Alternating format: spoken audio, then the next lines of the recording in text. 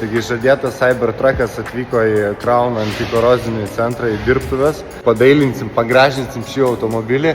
Klientai pasitikė mumis, pristato tokius automobilius į mūsų centrą. Aišku, šitas automobilis neturi jokių rūdžių, nes jis ką tik atkeliavo į Lietuvą. Automobilių elektrinių jų vis daugėja ir jie vis dažniau atvyksta į centrą.